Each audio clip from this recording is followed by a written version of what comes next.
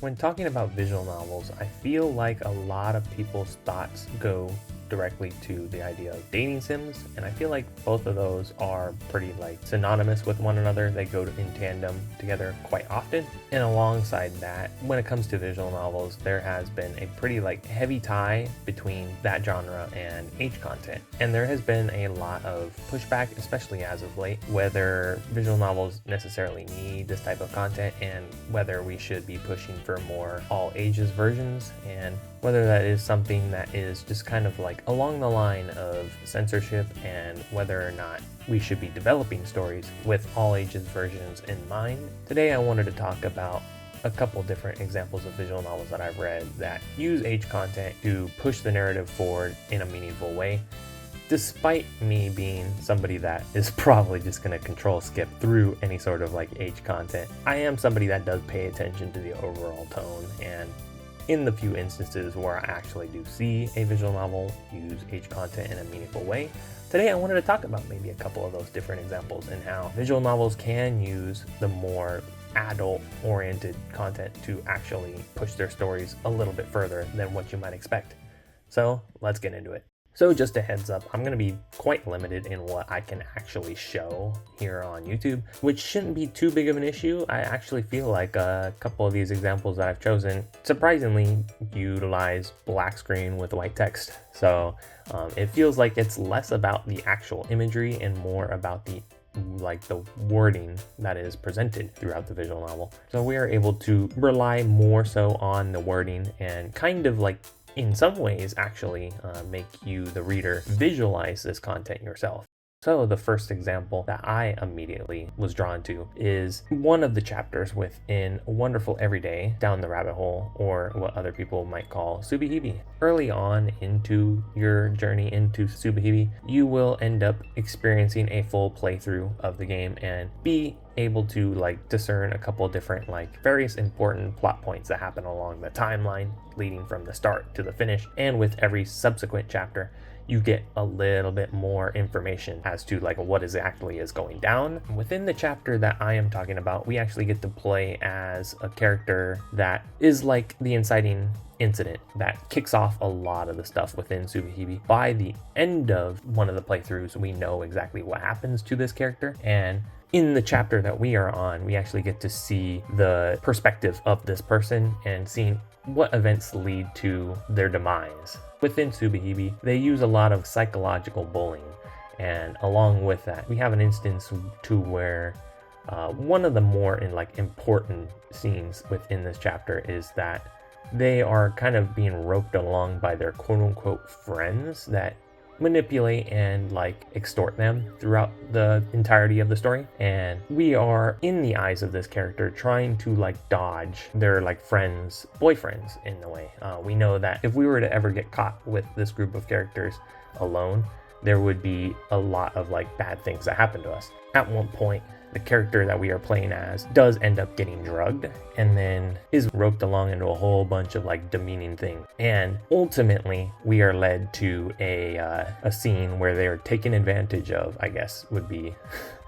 the best way I could phrase it. And throughout this like very brief scene, it's just a full black screen along with the actual voice work that is played along in the background. Since you are playing as this character, you get to feel that like weight of just how detrimental this one like thing that within the story is. And then we ultimately, from this action, lead up into the final parts of that chapter to where the character that we are playing as decides to take their own life and jump off a building. Now going into another example, we have Baldur's Gate, which I think is quite interesting in how they tackle like weaving age content into the overall like gameplay. So Baldur's Gate is a visual novel that has a lot of gameplay woven within its story. Between all the visual novel reading, you have portions where you're piloting a mech and fighting off enemies, and a scene within the first route of your playthrough of Baldur's Gate. There is going to be a moment to where the main heroine for this route ends up getting captured, and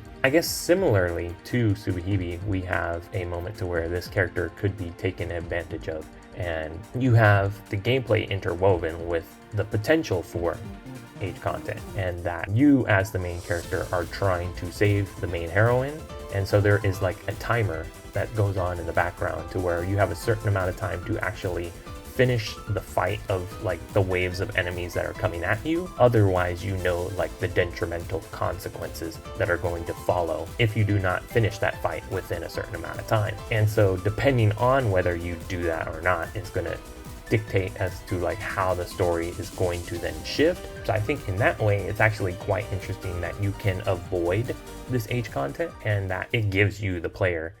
urgency. Now, a final example I want to talk about that's maybe a little bit lighter is from my favorite visual novel of all time, Monobano Happy End, which is an instance to where in one of the routes, alongside like the main plot line that the player character and the main heroine of the route are working towards, there is a subplot kind of going on in the background to where both of these characters want to conceive a child at some point. And so already we kind of have a like excuse for H content. And one of the like kinds of things is that you can kind of have more like actual emotional moments with the main heroine, to where maybe you're lying down in bed just kind of like talking about various things that are happening in everyday life, and then how that kind of like is shaping towards like maybe how they really do want to like start a family together. And an H scene that comes to mind when it comes to Monobano for me is something that kind of has stuck with me, and it is an instance to where during an H scene they were trying to obviously conceive a child, and the main character, the character that you're playing as, instinctively pulls out, and in that way it kind of like starts this sort of very like quick amount of like drama, but is something that kind of like hurts you a little bit, to where you see the main heroine start to actually get like visibly angry and start to slam their fists maybe on the bed and be like just furious over the fact that like questioning the main character's motives and being like, you know, it's something that's maybe instinctive, but you realize the repercussions of like, oh, you know, maybe in the back of your mind, the main heroine is thinking like, does he not love me? Or like,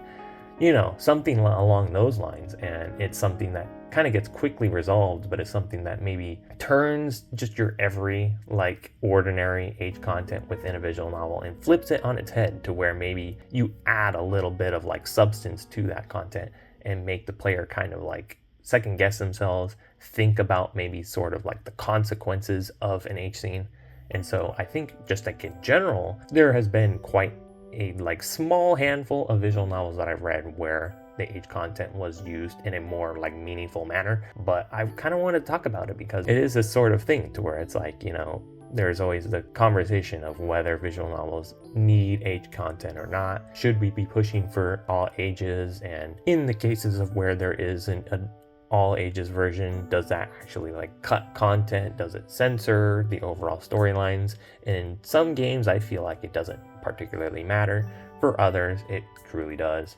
So it's a very nuanced topic to talk about, and it was something that I figured I would try and talk about as well, despite the fact that YouTube does not play well with that type of content. But yeah, hopefully